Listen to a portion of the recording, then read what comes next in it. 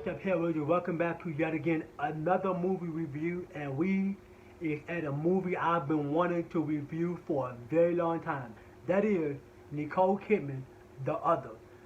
This is one of those films that I saw at a very young age, and the moment I saw it, instantly fell in love with it. Not only I fell in love with the movie, but I fell in love with Nicole Kidman's performance. And the entire cast of this movie is absolutely fabulous. Let's review The Other. The Other tells a story about in 1945, a mother has to listen to her children repeatedly say to her that the house might actually be haunted. And she has to do anything and everything in her power to protect her children from this entity or the haunted ghost. And The Other is one of those films that I saw at a very young age, just like I said in my intro. And the moment I saw it, I instantly fell in love with it. That's only because of the plot. And by the way, this video will have major spoilers, especially with the plot twist at the end. So if you've never seen this movie, I highly suggest you click off the video, go watch the movie, and then come back and watch the review. But like I said, it's one of those films you instantly fall in love with it because of a lot of things that this movie does. And this right here is a true horror. This is what a horrifying film is. This is something that I've been wanting horror films to go back to. Just like the ground and slow paced type of film. And this film, even though it takes too long to get going, it's still one heck of a film. So kicking things off with my first pro will have to be what I just said already, Nicole Kidman's performance. Nicole Kidman in this movie is at her best. This is Nicole Kidman in the early 2000s. Nicole Kidman was unstoppable in the early 2000s. She was bringing out movies that everybody wanted to see. From The Stepford Wives, which was a remake from the 70s. She even brought out on the Invasion of the Body Snatchers. Then this film right here is so much more. But like I said, Nicole Kidman in this film is gold. This girl is pure gold.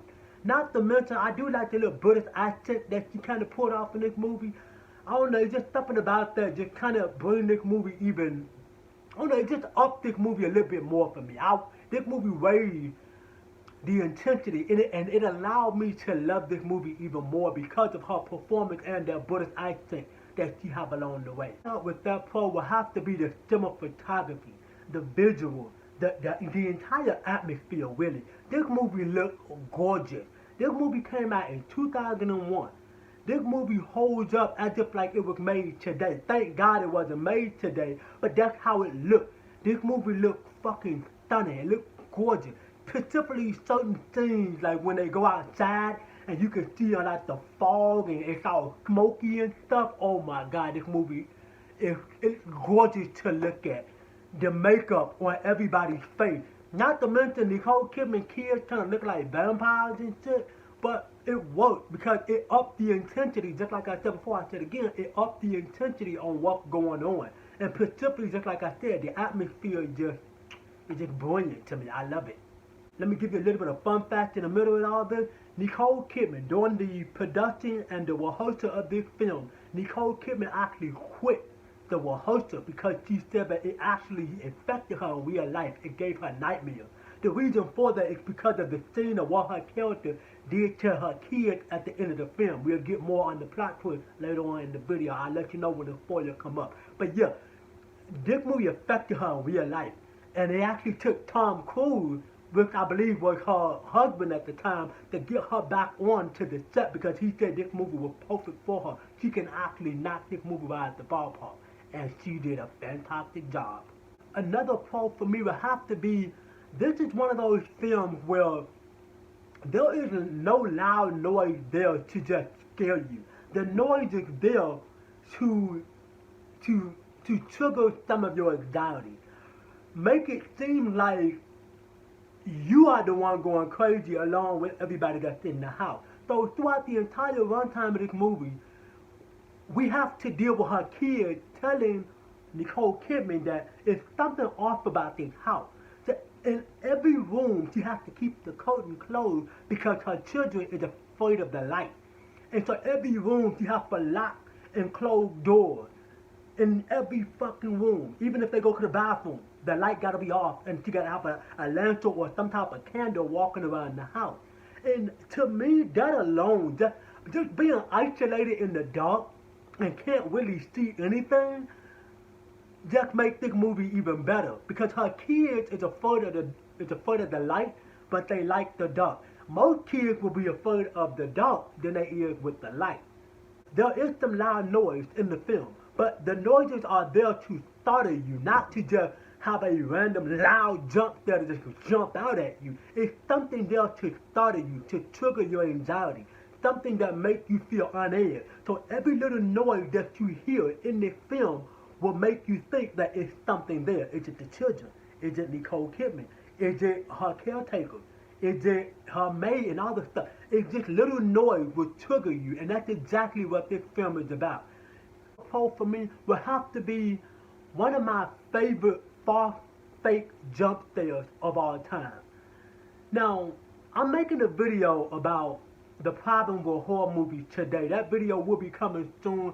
I have a lot of work to put into that video. It might be long as hell, but the reason I'm talking about it is because this is a film that focuses around trying to get you a natural reaction, trying to scare you the old-fashioned way. And this film has one of the most fake false jump scares of all time. And the reason why I say fake false jump scare, because it works. In most horror movies today, there is a thing what they do. They have this loud noise trigger just to startle you and try to get you to jump based on how loud the noise is. In this film, I'm just gonna let this film work its magic.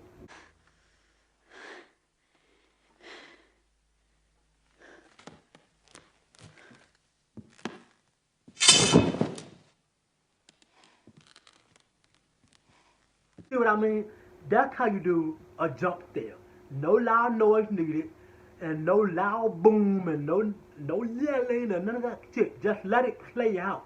If you're gonna add the loud noise to it, don't make it so loud. But that's how you do a false jump scare.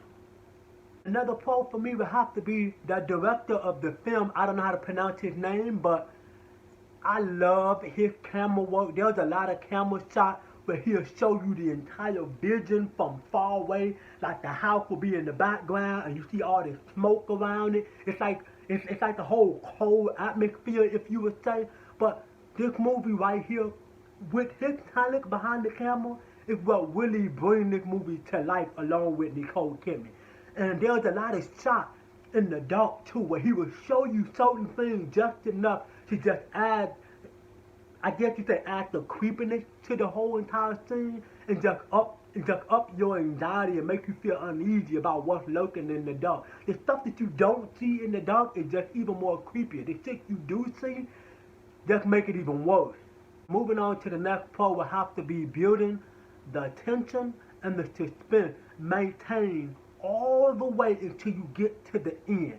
This movie, first it start off boring. I would say that. In about the first 20 minutes, this movie is kind of boring. And then all of a sudden, they just turn the volume up to a fucking 11 or something. And this movie is just fucking off the chain. But just like I said, the tension and the suspense is so good. It maintains itself all the way to the end. And when you get to the end, it's even more crazier than what the tension and the suspense brought to you. The pro to follow up with that one will have to be the dialogue in this movie is relatable, understandable, and believable. The characters will say something, and it's almost like they're talking directly to you as the viewer, as the audience. And that right there, to me, make me feel like I'm part of this ride with them. I'm actually trying to investigate on what's happening to these, I'm actually trying to investigate on what's happening to her family, what's happening to her, what's going on in the house, why are people terrorizing this house. And I love that about dialogue. It ain't that shit today where like Hollywood and filmmakers and writers, all that shit, think we some dumbass audience members that we don't understand the type of film we're watching. I hate that type of writing. And another pro for me will have to be this. Now this is the one that's personal for myself, but I'm gonna share this. I was about 10 years old when I first started the movie. I was 10. And there was a scene in this film that scared the shit out of me when I first fucking saw it. It was the bride scene where she was playing with like the little bitty, like the little dials on like the little springs and stuff or whatever it's called. And Nicole Kidman saw her hand looking like an old lady arm. And then she was like, "Where's my daughter?" He said, "What do you mean? I am your daughter." And then she grabbed her and started slapping and punching and choking her. And then she realized it was her daughter the entire time. Just watch this scene and you'll know exactly why that specific scene scared the hell out of me. Just watch it.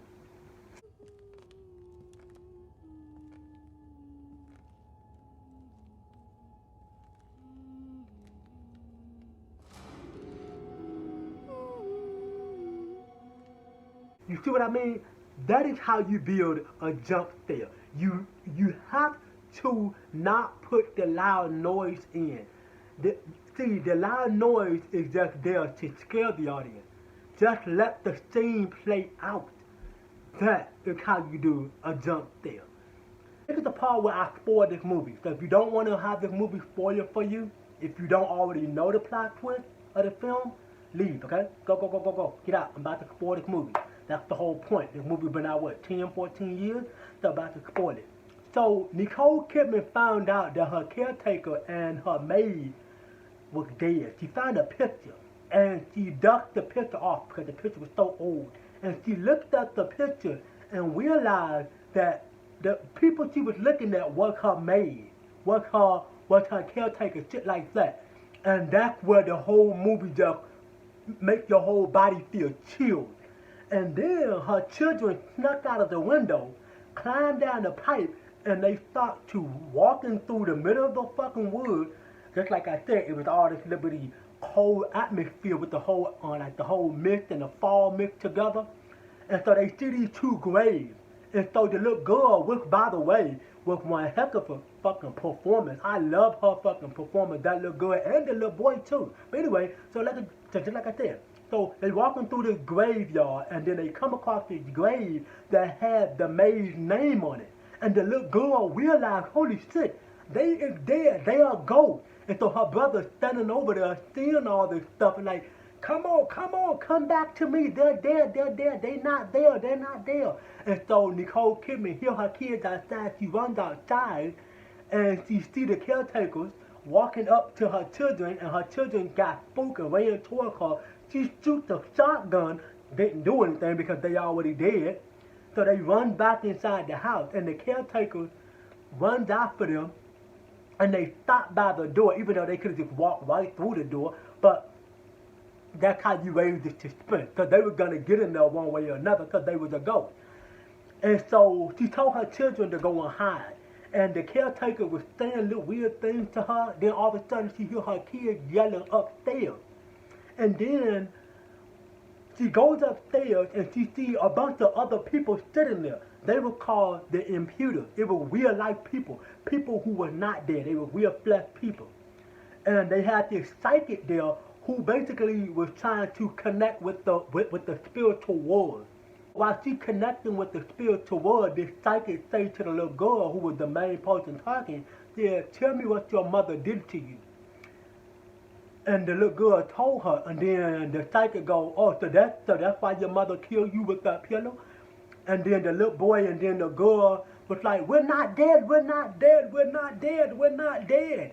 And then that's when Nicole Kidman was like, "Oh my God, no, we're not dead." So she runs over to the table, got the shaking the table. Now, there was two different things going on. So the camera flipped and showed the table shaking by itself with Nicole Kidman not even in that scene. Then they flipped the camera back where it showed Nicole Kidman shaking the table. Then she grabbed the paper, started whipping up the paper and shit like that. And then that's when she realized.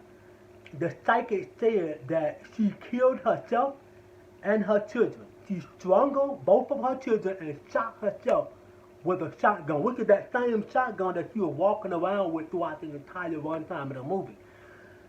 Oh boy.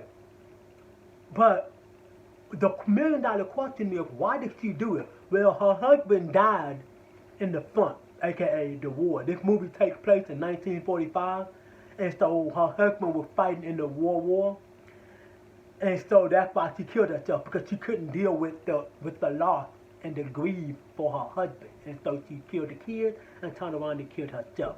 So, wow, I know there was a lot to take in. I'm sorry I spoiled this movie, but you've been warned. This was the spoiler section. But yeah, that was crazy. But my overall thought is that The Others, like I said before, I said again, The Others is one of those films where I think it's ahead of its time, but it came out at the right time. My grade for this film will have to be a straight up A+, because Nicole Kidman, like I said, in the early 2000s, she was unstoppable. My girl was gold. I love Nicole Kidman. She is one of my all-time favorite actresses ever. One of them, there are plenty other more, but she probably will be in like my top 5. But I don't want to make this video too long. Hopefully you HELLRAISERS enjoy this video. By the way, I came up with like a new system. So I have this thing called tiers. And each one of these tiers lets you know what movie I'm about to review next. However, some of these movies is scheduled to change. So as you can see right here, I have The Others, which is the bonus movie, and then I got some other movies down at the bottom for you. So don't forget, if you want to get in touch with your boy, my social media will always be linked in the description down below. But just before I let you go, make sure you drop a like on this video, subscribe to the channel, and turn on that damn bell notification so that way when I drop another lit video for the channel, you'll be the first ones to get it. And I hope to catch you HELLRAISERS in my next video. Peace.